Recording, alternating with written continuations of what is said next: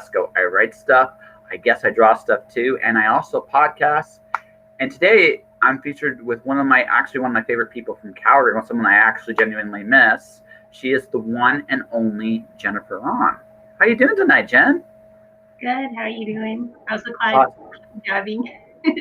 Yeah. Oh, I'm causing chaos and mayhem. I do what I always do, and that's just be myself. I don't really know how to be anything else. So it's been kind of that's been kind of my thing for this whole year. I know it's been a weird year for everybody, but for me, I've treated this year like, okay, I have permission to do whatever it is I want to do, because really there's nothing to lose. If it goes south, a lot of us are poor right now. What difference does it really make? It right? But if it really works out, I'm doing what I want to do. So it's like win-win, right? It works out, great. But if not, I got to learn so much stuff and meet so many cool people and do so much stuff. Like, that's been my year. I get the feeling yours has been a lot tougher. Yeah. Just trying. Well, I have elderly parents, and one of them's not doing so well. And then with COVID, not being able to see them because of dementia, they don't understand really why they can't come over and visit and see the grandchild. So it's been like a bit of an emotional roller coaster for sure.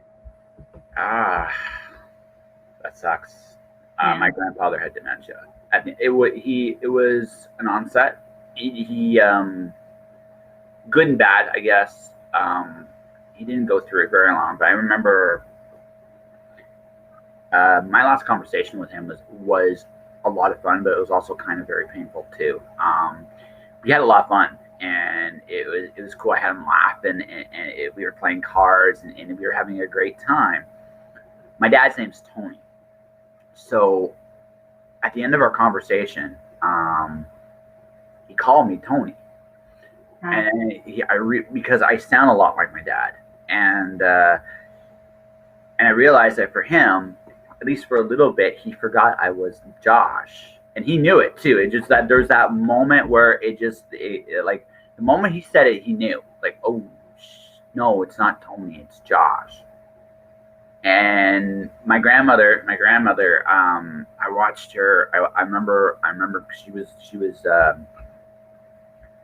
she did her best, but dementia is such a difficult thing to deal with as a family member, watching your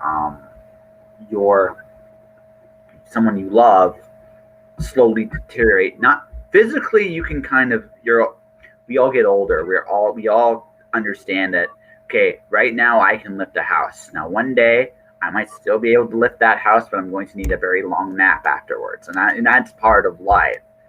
But mental deterioration is so difficult to watch because it's hard, right? So because he's aware it's happening. So yeah, he's frustrated and yeah.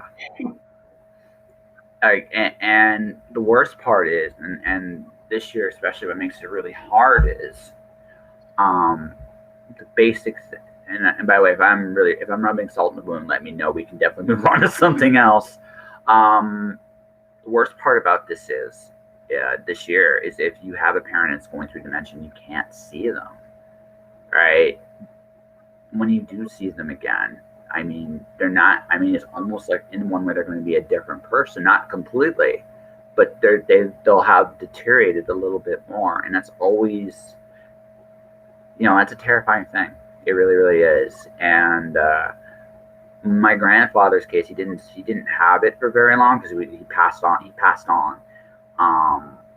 And so he still had most of his faculties intact, but I saw the toll it was taking on him. I can only imagine what it's taking on them now. I don't know how long they've had it. So my condolences, I guess. I don't know if this helped or hindered or it is what it is. But well, hopefully sometime next year with this all clear up and we can at least visit and have some I hope so. family connection. Well, next year, right? I mean, it's some. I think regardless of how things go next year, the lockdown aspect of this is going to come to an end. I don't. I think mentally speaking, we've all kind of hit a magic limit of, you know, this sucks, and that's kind of I think where we're all kind of at right now. I don't know where you're at specifically about it, but that's kind of how I feel about it. It's like, yeah, I don't know if people can. I don't know if we can sustain this another year, if that makes sense. Yeah. Work-wise, it's been okay Yeah. because, we work in a lab, we've got our own little bubble, and we don't really see too many different people anyway. So it's like, go in, do what I have to do there, come home, do my paperwork at home. So So that's been okay. But like grocery shopping, getting food to my parents and that kind of thing has been not so much fun. no, it's not. It's an interesting. It's a weird time. Like we're definitely in this like weird abyss. On the plus side, I think if there is a plus side, I think when this is over, no one's going to want to read a dystopia. Not for any, not for any length of time. Different science fiction will come to the forefront.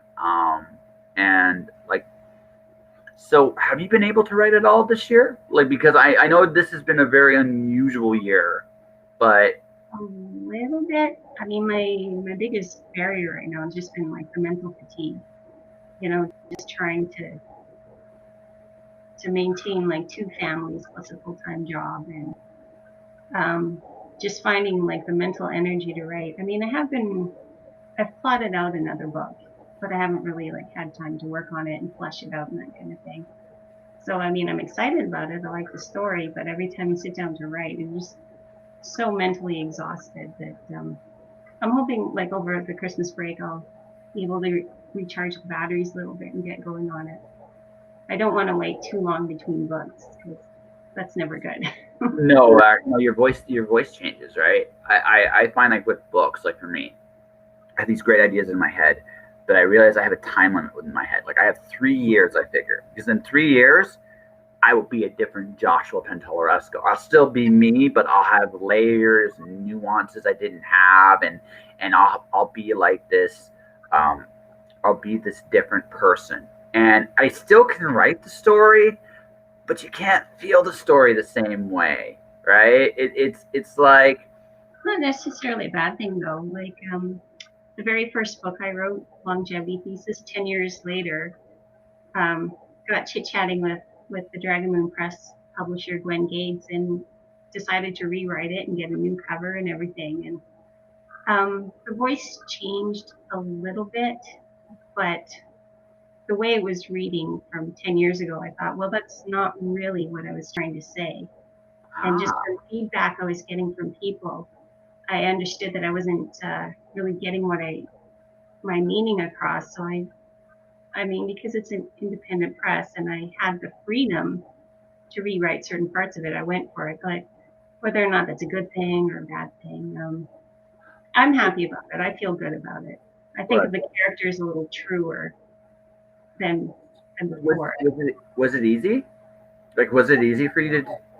It was because like that was the first book, and if you remember the first book you wrote, like it's a little bit muddled and you don't really understand how to carry a story arc through and how to structure a story. So I mean, the character still lives in my head, and it was just I just had so much clarity when I was writing. Plus, I already had the structure of the original book, so rewriting it was actually very, very satisfying. Like I don't know, like what the downstream response or how it would be received is, well, what that would be like. But for me, I think it was a good thing.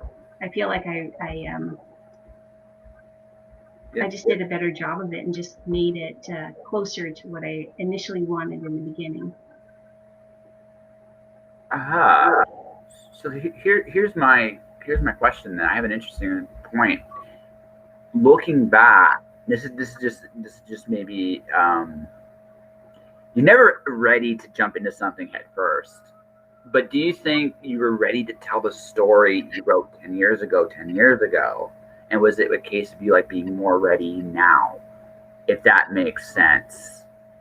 I think I needed to tell it 10 years ago. Mm-hmm.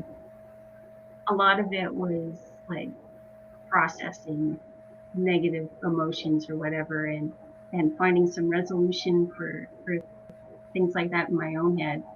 Um, and it's just, being old and coming out the other side of, that middle year angst or whatever you want to call it, and uncertainty when you're a younger person, and just like I'm way older than I was then, and it's just I just have a lot more clarity, a lot more self confidence. I have more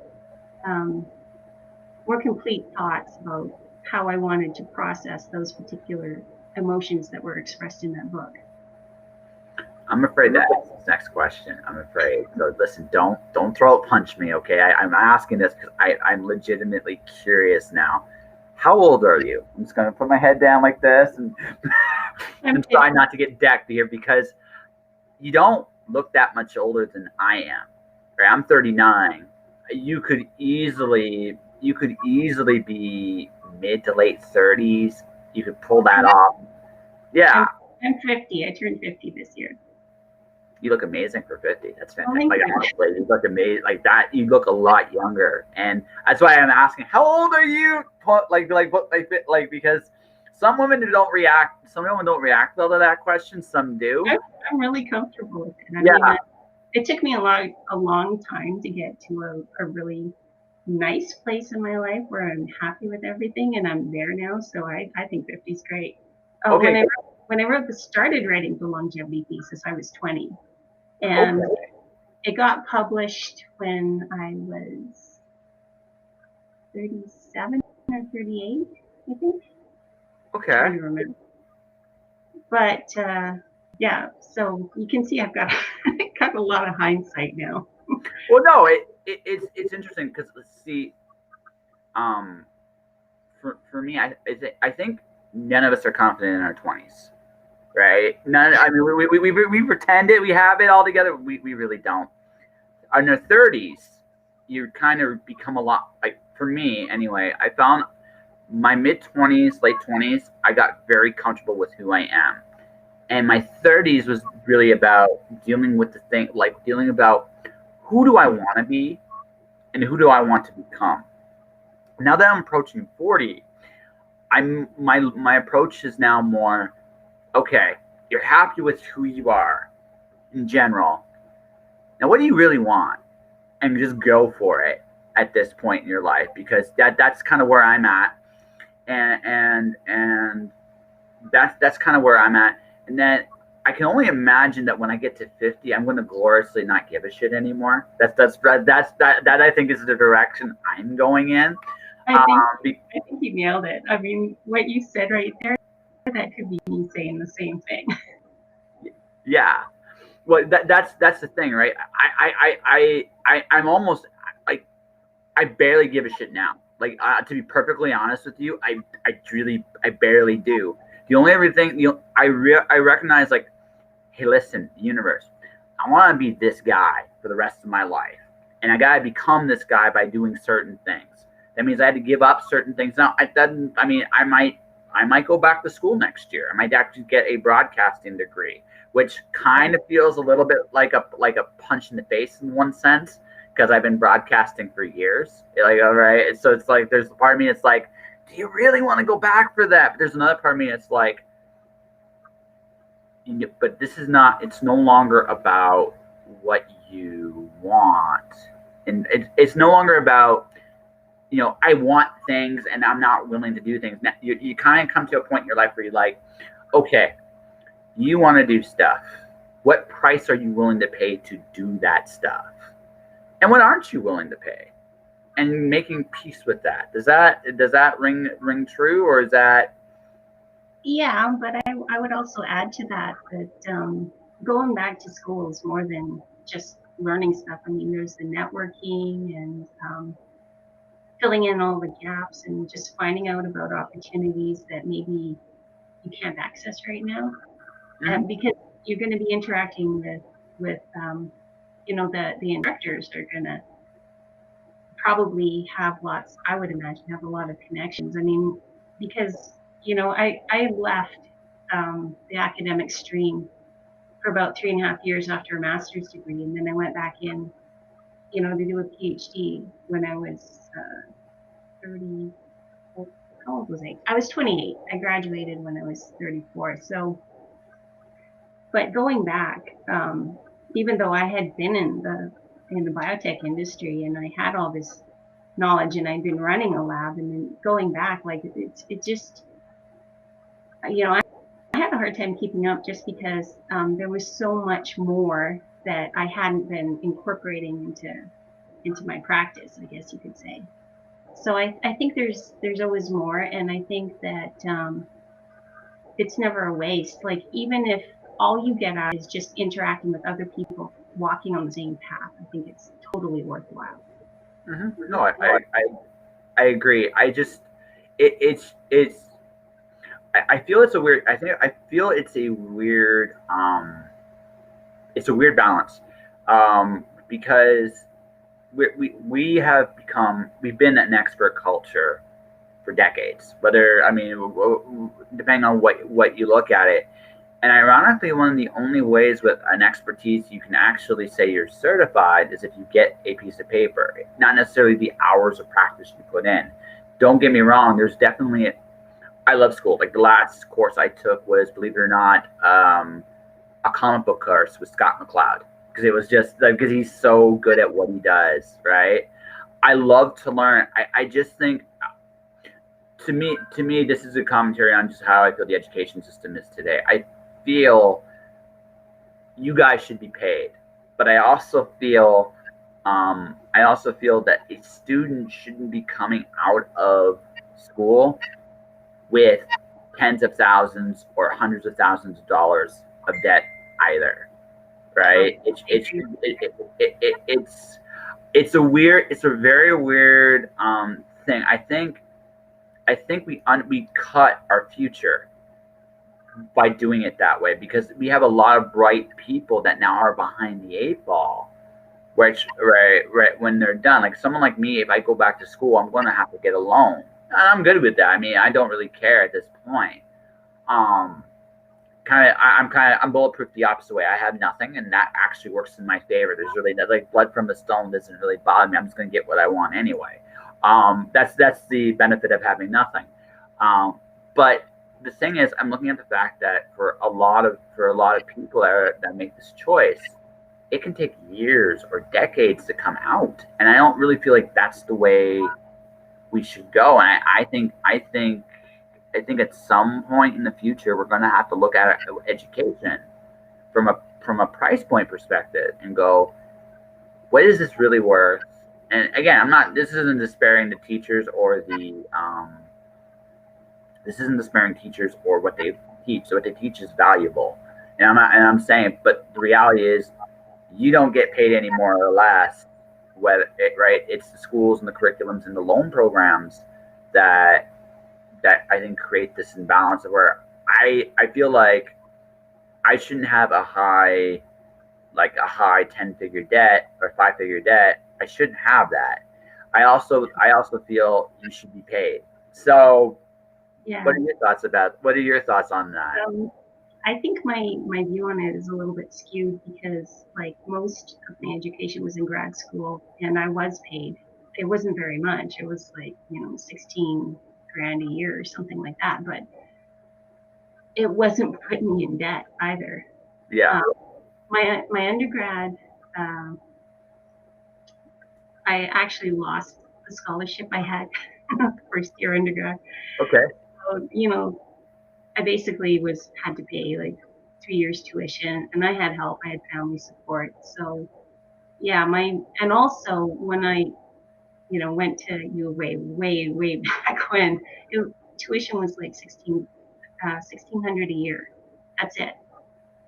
Plus maybe $400 books. And you could easily earn that much working in the summer. Yeah, absolutely. And now, like, I don't know what it is. Like, I imagine it's upward of $6 grand a year plus books. Yeah, depending on what you do. Yeah. Yeah, depending on what you do, right? if you're like me, you're probably gonna like. I will be looking at, regardless of how I do with this, what I'm doing with Twitch, what I'm doing with that stuff. I like to learn, I really do. But I like the difference is this succeeds. I take it on a part-time basis. I go a little bit at a time and do it in little chunks. If it doesn't succeed, I take a bigger bite quicker, right? Basically that's the strategy I have going forward. Um, but like I said, but I look at that. It's like I acknowledge in my head that if I go down this path, the way I'm thinking I'm going down this path, it's probably going to cost me. And if I go in big bites, it's going to cost me an arm and leg. If I go in small bites, well, I can pay my bills with. If I can pay my bills with this, um, right? I'll still go. Like I'll be going to. I love to learn. I really, really do, and I'm really hoping that next year classes will kind of like come back to normal at some point. I'm hoping, Yeah. right? And when they do, um, you know, I like that environment because what I love about like the university environment in particular is it's a lot more adult to adult. Even when I was in college, even I think for me because I was a flake in college when I first went. Um, the thing it took the longest thing for me to get used to was the fact is the teachers are going to trust me to do what I want. And now that I'm at right, it's not that they don't care per se. Um, it's more like you're an adult. We're not going to tell you to be here. We're not going to tell you not to be here. But if you are here, you'll get something out of it. Right. Yeah. Any chance you could get scholarship though? I don't know. I'll be looking at that like when I get to January 1st, right? I'm going to be looking at that January 1st. I have a resume like doing this, so I'm hoping that helps me. But it's one of those situations where I gave myself a deadline of March 21st, 2021. Right, Okay. so that's when I actually came to Windsor. Right, this is what it'll be 1 year, and the basically it's my mental gate. I'm not going to stop this. This is what I'm supposed to do. I already know deep down this is what I'm supposed to do. But my approach, how I pivot, how I go forward, right? That might change. You have to constantly evolve.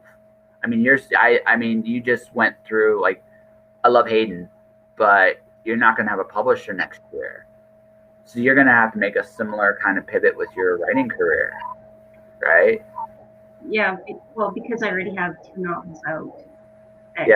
came from Press. It's like third one, which I've already started. It's either I have to find someone to take all three, which is not likely, or I put it out under my own imprint, which is going to be steep learning curve.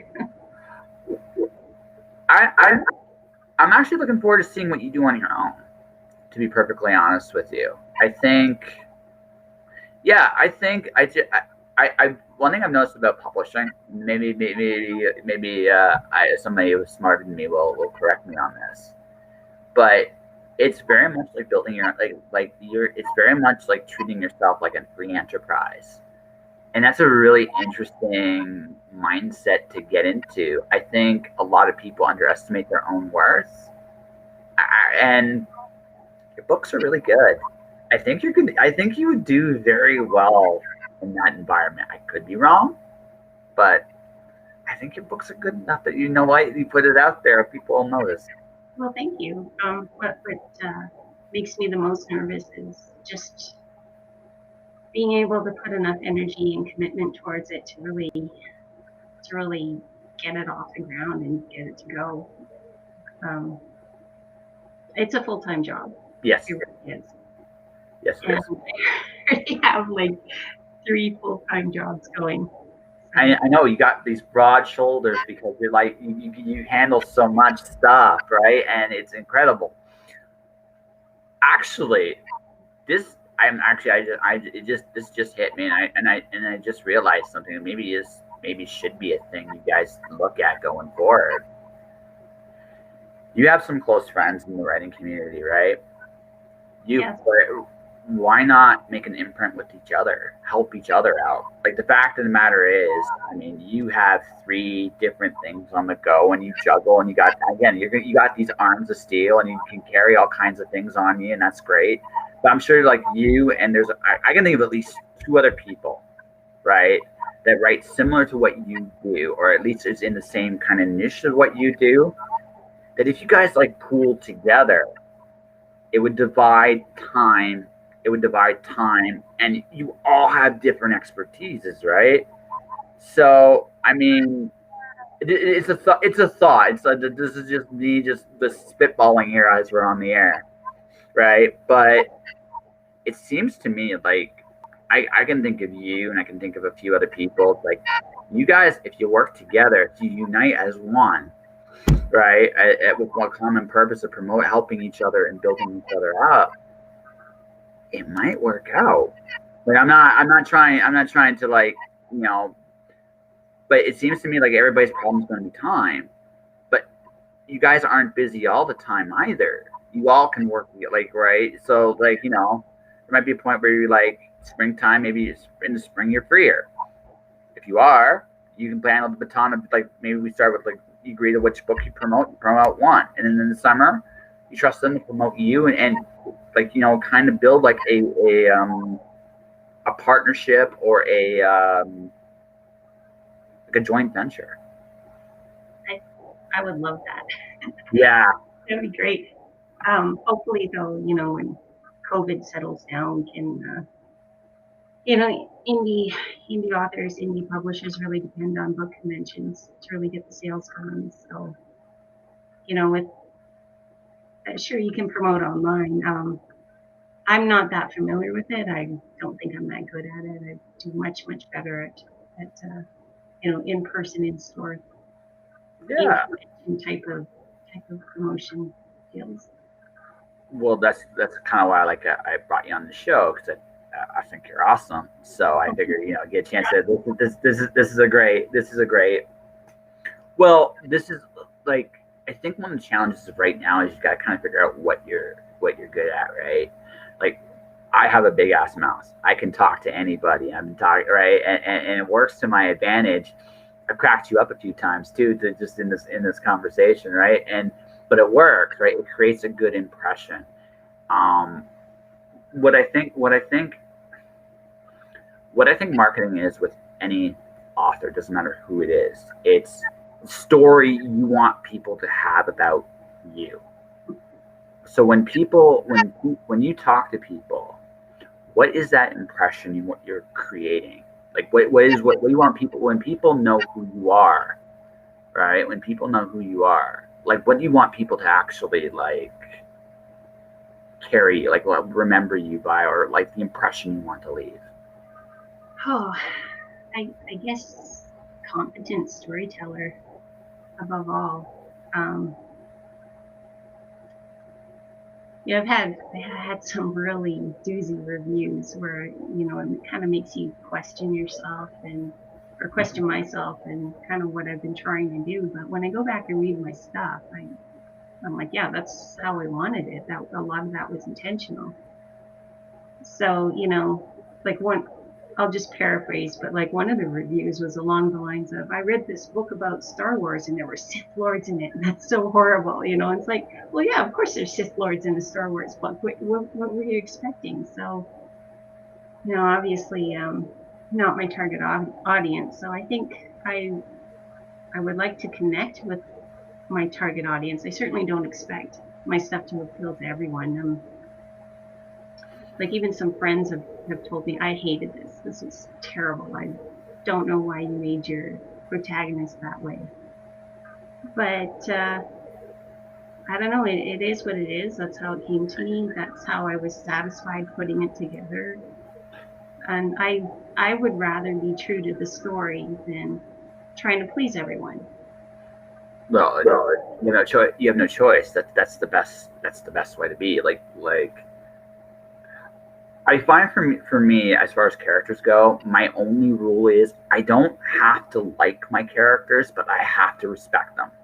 I tried doing a noir story, and I found I could tell the story well, But about 2/3 into the story, I'm like, I really despise this character.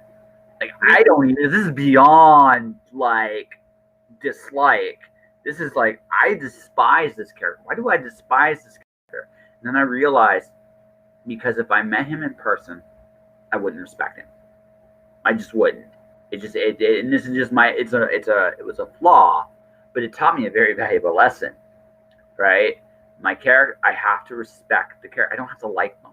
I think some of the best protagonists, like one of my favorite protagonists, is Thomas Covenant. Not a likable character at all, right? Not even close. Does terrible things, right? And it makes the story very uncomfortable, but still a hell of a story. Have you read the Gap series? Pardon? The Gap series by the same author, Donaldson, right? You're talking Yeah, about? Stephen Donaldson. Yeah. Yeah, the Gap series, like despicable characters, and yet so compelling. Yeah. Well, you understood, you understood, like with Covenant, he loathed himself because he thought he was weak because he had this disease, and that's where that loathing came from. And you understood that idea, and he acted out in ways that were actually quite monstrous when you sit there and think about it, right? But um, but the thing about that was, it was still compelling. Lord Thal was still an evil um, sob. So I mean, you definitely had a real bad guy at the very end there. But what made that story so compelling was, what made him, like, in spite of everything he did, he still loved this place he was trying to save, even though he didn't believe in it. It was such an interesting, yeah, it was very compelling. You know what I mean? So you can have unique, like, tough characters to like. Chris Mars, she actually makes some characters that are really hard to like too. She tells a really good. She has a really good yarn about it though as well. So I mean, um, as long as you can make them compelling, it doesn't matter. And your stuff's really smart. Like, you think it out very well. Like you're very much in your case. Uh, I've only read your fantasy book, because that's what I started reading before this got crazy, and I had to pack everything away. But what I remember about that book was, like, your characters were interesting, but you really think about the world, the rules. You really think about how this should work, right? You're very much a scientist, even in your stuff. Are So you talking about Wicked Initiations? sorry, I can hear you. Are you referring to Wicked Initiations or Yeah, Lost yeah, Pieces? Okay, yeah, that book I've always been happy with how that one turned out. yeah. That one came together right from the start. That's the prequel to the Longevity Thesis, but I actually wrote that book second. Really, Yeah, really. yeah. So, okay. Book one was actually book two, but chronologically. So it's book zero, technically. Okay. Okay. Yeah, Cool. Yeah. and I have an idea for book three, but again, the time. You got to figure out what you want to do. Um. Okay. So, thought question. Um. So, do you say this goes another year? God willing, it doesn't. But let's say this goes another year. Um. Are you gonna be all right? Like, with just everything you're dealing with in terms of the stresses and things of that nature. If this is too personal question, we can move on to something else. I'm not trying to, but it seems like you have a lot on your plate, and like, much like everybody else going on right now, there's a, I think everybody's got a tipping point with the stresses and stuff like that. And basically, I'm hoping it eases up for people, but in your case in particular, with everything we talked about at the beginning, even, I mean, how are you holding up? Well, I got a great hubby, so a lot of support there. I guess if the economy at least doesn't get any worse, we'll be okay. If it starts to tank more, I think I will be okay because I am in like the academic stream, and some of our stuff is COVID related. So, hopefully we can still get funding for it, but I don't know if it's sustainable. I don't know if, the funding that we depend on is sustainable. I suspect it isn't. And I really couldn't tell you how long that's going to hold out. So, I mean, if the economy changes, if it adapts, and, even if it's another year, if we can pull up a little bit. But yeah, we're very much in conservation mode right now, just making sure that we don't fall any deeper in the hole. No, I understand. For me, this has been freeing because I don't I literally was changing my life anyway before all this had happened. And so for me, the course was going to be very similar to this no matter what. The only difference would have been I would have been in Vancouver. I would have been on probably trying to get myself into TV shows and film stuff and try that out, give that a real go. So I might have been working on one of the shows for the WB. I would have gotten it. That might have been my quote unquote day job at that time, or maybe I would have made it as a freelance writer out there. Who knows, right? But in terms of I'm in comparison, I'm very stress free right now. I don't have to work when you have nothing, right? Nothing, you have nothing to lose. So I'm kind of in so that's pardon? Take advantage of it. Yeah, that's all I'm doing. That's all I've been doing, right? And so that next year, I mean, I can't stay here forever, but I can I can move forward and I can try anything. And I think maybe that's very big a difference between us is you're not quite in that same position. What is the one thing you want to do? The very first thing, this is over, or this is, if not over, at the very least, we've crossed the point where we've gotten to the climax. We're now going downhill. It's the end may not be quite in sight, but we can see that there's a finish line coming, right? So, you're free. What do you do? What do you want to do? What's the first thing you're gonna do? Take my daughter and parents somewhere nice, even if it's just like Princess Edward Park or something. Go for ice cream, go for lunch, spend a day together. Not in the house. No, everybody's sick of the house. I think everybody's sick of the house right now. Holy cow. Yeah, just have family visit, have my brother fly in from Ottawa and have him be able to stay with us without, 14 days quarantine and here and 14 days quarantine when he gets home. Yeah, that'd be cool. Yeah, just basically reconnect with people. Yeah, well, I think it happens next year sometime. I'm not sure when, but I think this does happen next year sometime where it's hey, you don't have to be this crazy anymore. So,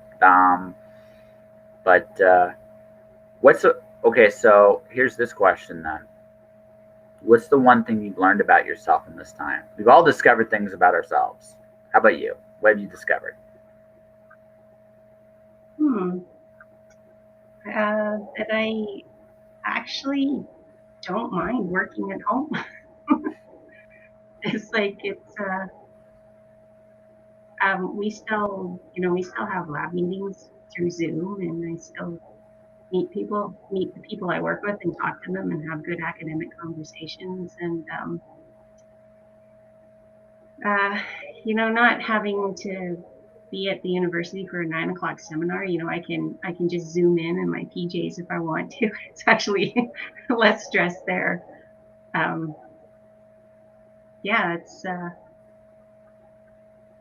agree with you in ways it has been more free, but just the restriction on accessing things, that's physical things, that's been a little bit harder.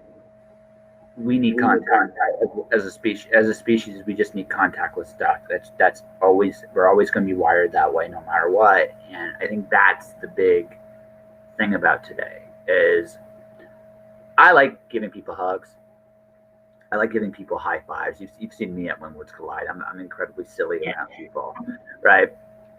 I miss that. Like I genuinely miss that. The only people like here, my family's here, so I get to see everybody but my grandmother in Detroit.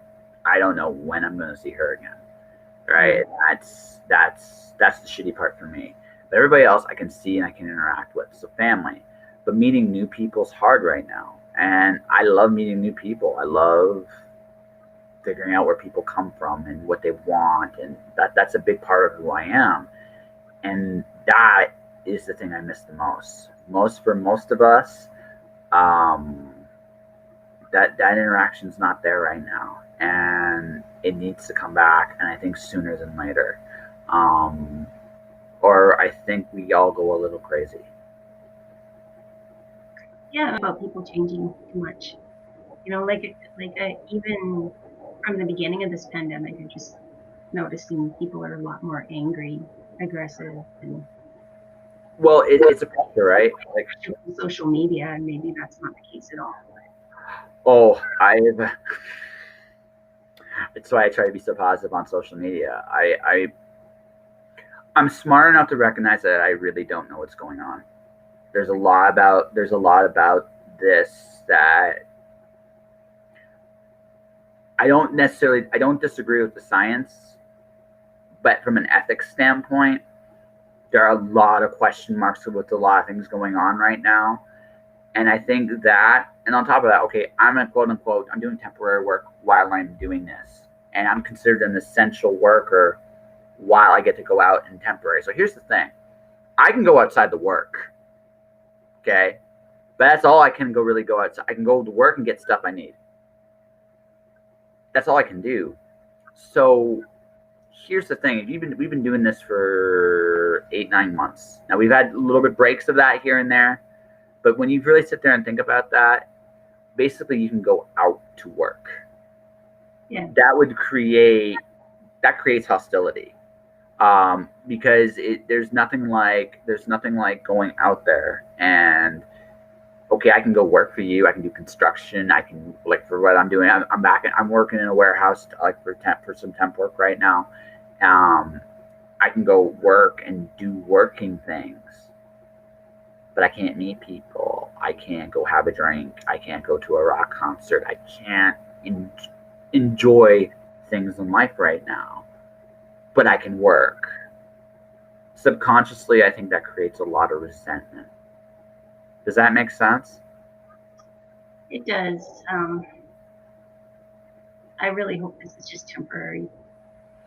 I think I see. This is why I think the lockdowns are going to come to an end, because I think at some point there's going to be I said this at the very beginning. There's a diminishing return aspect to this as well, right? And I think eventually what's going to happen is people are just going to say fuck it, because honestly, if I'm just going out to work and I can't play, I can't do anything else, why am I doing this? To pay bills, right? There's more to life than that. And if I can't have it, I'm going to take it. And sooner or later, I think everybody will come to that point. Good, bad, or indifferent. I think that's just the way it is. So if that stuff, if that stuff doesn't come back, I'm not saying this to how we do rock concerts, how we do. I think movie theaters are going to go right. I think that's just unfortunate, but I think that's the way it's going to go there. But if I can't interact with people, if I can't meet new people, if I can't see people, I can't like meet my own family, but I can work. Eventually, I'm just going to say fuck it. I'm going to go see my family. Yeah. Right? I don't think anyone ever intended for this to be this long. Yeah. Like, No. honestly, when we first shut down, I thought I was going to be, writing papers at home for 3 weeks or something, and then it would all be over. But hindsight's 2020, as they say. And even now, like Alberta's under a pretty strict lockdown. I don't think they intended to be that long. But kids go back to school 2 weeks after Christmas, so if the kids are in school, it's a point of, segregating yourself from the rest of your family. Yeah, exactly. Exactly. I mean, that's what we're coming to. Like, that's where I said the ethical part of this doesn't really add up. So eventually, people are going to come to this realization that, you know what, um, maybe this kills me, but I'm already slowly being killed anyway, right? That's and not physically, mentally. And that's why I think next year I think governments start throwing in the towel on the lockdown part of this. I think they say, you know what, this isn't. I think this isn't going to. It's not humane. You can't Well, do this for an extended period of time.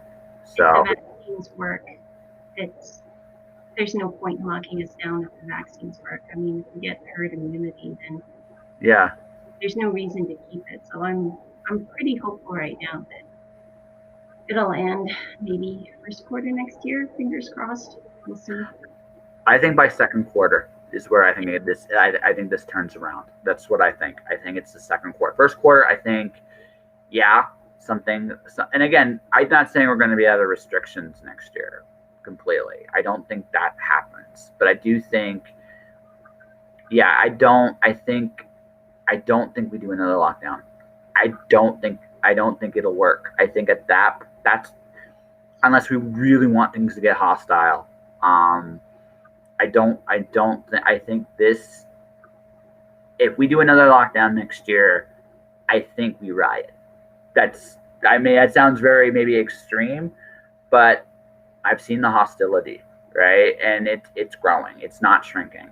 And that's kind of like, maybe, I'm sorry, this is getting so freaking doom and gloomy. We'll go with something happy after this, but that's the thing. Like from a mental standpoint, I don't think we are. I don't think we can do this another year. I think we got maybe till spring. So. Well, So I'm hoping it won't be necessary.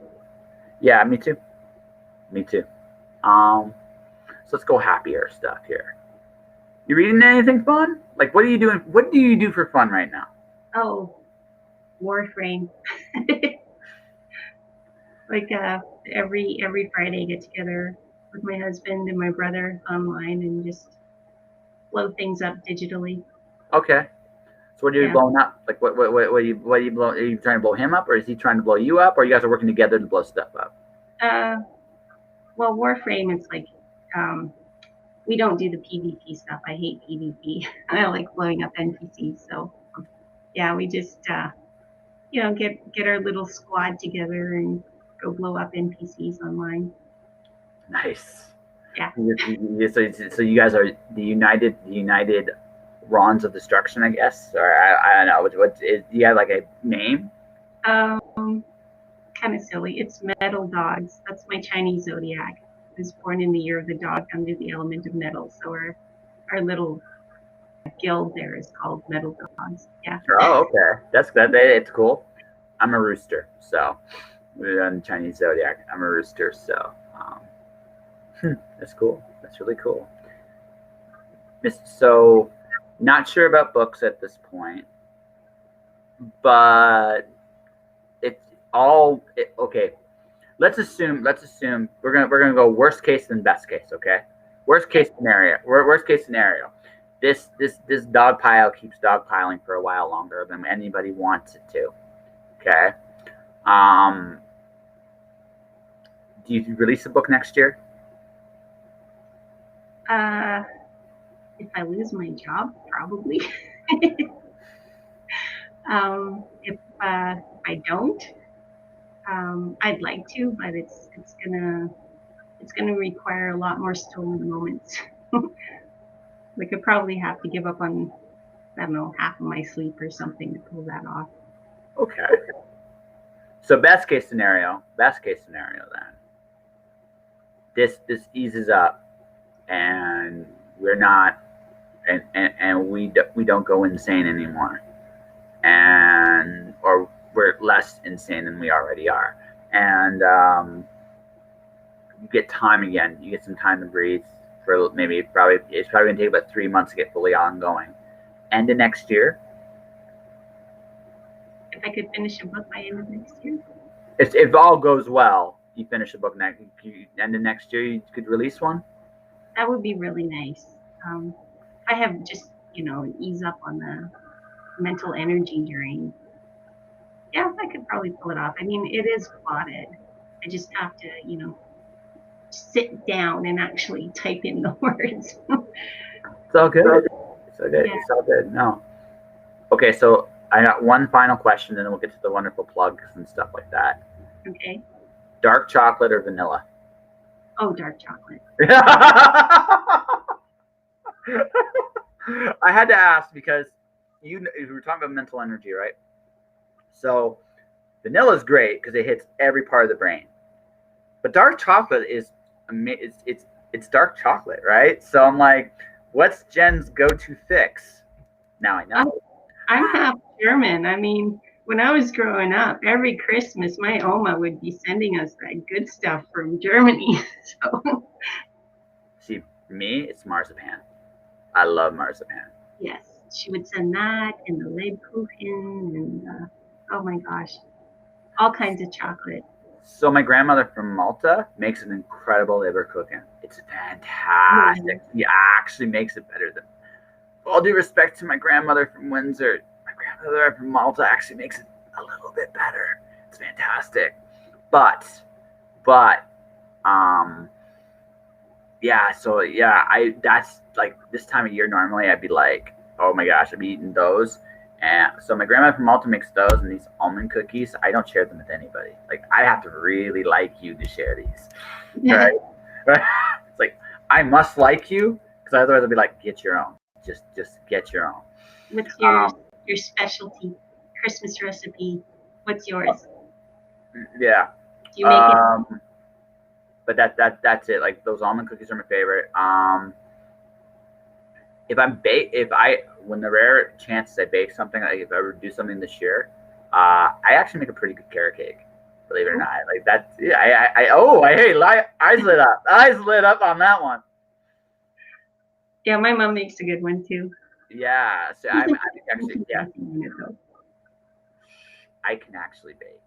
And I'm actually okay at it. I didn't do it out west because honestly, time. But also, I know like mountain heights, you have to bake it differently. I've never actually got to really experiment with that. Like, do you know what the difference is? Oh, between Edmonton and Calgary, yeah, there was air's drier. There's difference in pressure. Yeah. My stove is different. It's just trial and error. Okay, so yeah, I never quite got to the point where I could trial and error my way into baking something really good. Maybe the next time, but if I do come to Calgary, I just how I saw your eyes lit up. I'll make you a piece of carrot cake, and I'll give you one. Okay. Oh, wonderful! You can't tell anybody. Ignore the listeners on here, right? Ignore the people watching it right now. You can't tell anybody. Okay, it's just between us. Okay. You there, Jen? Yeah. All right. Yeah. You disappeared for a second, but it's all good. All right. So why don't you plug your last book? Why don't you plug where people can find and talk to you? Okay, sure. Yeah. My last done by Honduran Press. It's right here. Dark Corridor. Oh, sorry, got some screen reflection. No worries. Cover by Crystal, edited by Hayden Trenholm, who is the most fabulous editor I've ever worked with. He's great. Mm-hmm. And right now, because Honduran's gone down, what happened was Hayden transferred all the electronic files to me and all the rights to me, so it's back up on Amazon. I haven't created any sort of new imprint yet, so it still says Honduran, even though they're not around anymore, unfortunately. I have some print copies that I bought, so people can contact me either through the web forum at longevitypieces.ca or they can find me on Facebook, and I'd be happy to arrange something. And I'm just going to say straight up, Jennifer's a great writer. She's awesome. and I miss her actually because I'm out here in Windsor and she's in Calgary doing her thing. Miss you. But she's a great writer, great human being. She's a wonderful person, and I can't really think of a better. If you want to support someone this holidays, you've got to get a good book. This is as good an author as any, and I guarantee if you like science fiction, in kind of the realm of Anne McCaffrey is science fiction, a little bit of Ursula Le Guin as well, like someone in that realm. Actually, maybe more like CJ. I never get her last name right. CJ Cherry. I never get that last name right. I never do, and it drives me nuts. But something in people in those veins, Jennifer writes in those veins, and she does a really good job with it. I haven't read everything she has on that list, but she does good stuff. She really, really does. Thanks so much, Josh. Yeah. And on that note, ladies and gentlemen, that is this stream today. Tomorrow, I have a drink and draw with Elsa Garagarza of Warner Brothers. It's going to be fun. I'm drawing Alice in Wonderland. But today, if you guys want to support this podcast, click the subscribe buttons on either my YouTube channel, Joshua Pantellaresco, or my Twitch channel, twitch.tv/JustJoshingPodcast. Buy my books. Alice Zero and The Cloud Diver came out this year, and they're fun reads if I say so myself. But if not, thanks for watching. Thanks for listening if you're listening to this. Stay inspired. Keep shining in the darkness. And I'll see you guys tomorrow.